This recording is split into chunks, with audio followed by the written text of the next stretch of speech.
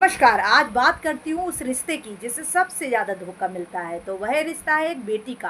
क्योंकि बेटी के जन्म होते ही सबके चेहरे लटक जाते हैं कि बेटी हो गई। हमने तो बेटे के लिए मन्नत मांगी थी, लेकिन ये बेटी हो गई।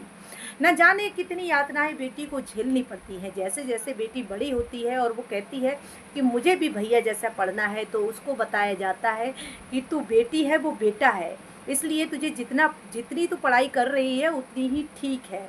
एक और धोखा बेटी को मिलता है। फिर धीरे धीरे बेटी शादी के लायक हो जाती है। फिर उसकी शादी होती है।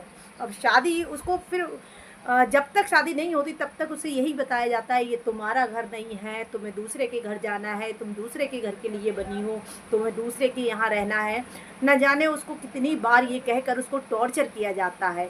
फिर उसको रिश्ते में धोखा मिलता है और फिर उसे समझाया जाता है फिर कि तुम्हें दूसरे के घर ही जाना है। फिर शादी हो जाती है और वह वहाँ खुशी खुशी जाती है, क्योंकि उसे लगता है वो तो मेरा घर है।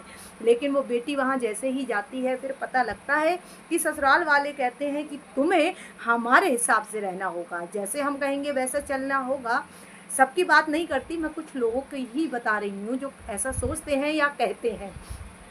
तो तुम इसमें रह सकती हो इस घर में, वरना ये तुम्हारा घर नहीं है, तुम्हारा घर वो है, मैके वाला ही तुम्हारा घर है। बेटी को एक बार फिर से धोखा मिलता है, लेकिन वो सब कुछ सहते हुए फिर भी वो अपने खुशी खुशी जीवन को बिताती है। फिर उसके बाद उसके जीवन में एक बच्चा आता है। जैसे ही बच्चा आता है उसे लगता है कि हाँ, अब ये मेरा है, अब मेरा इस पे अधिकार है, ये मेरा बच्चा है।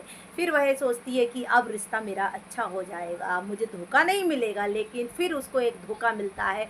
वो धोखा होता है जैसे ही वो बच्चा बड़ा होता है, फिर वही बच्चे कहते हैं तुमने हमारे लिए किया ही क्या है। फिर उस बेटी को एक बार फिर से उस माँ को उस बेटी को धोखा मिलता है। तो कहने का मतलब आप अच्छे से समझ रहे होंगे कि बेटियों के लिए बहुत लोग ऐसी सोच रखते हैं कि तू बेटी है वो बेटा है करके ऐसी सोच रखते हैं। अक्सर देखा गया है माँ बाप बेटों, अगर बेटे 4 हैं तो चारों के लिए अलग अलग प्रॉपर्टी की का इंतज़ाम करेंगे, लेकिन जो बेटी है उसके लिए एक रूम तक बनाकर नहीं देते कि कभी इस पर मुसीबत आएगी तो यहाँ ये रह लेगी। तो आप मेरी बात से कहाँ तक सहमत हैं, ज़रूर कमेंट करके बताइएगा।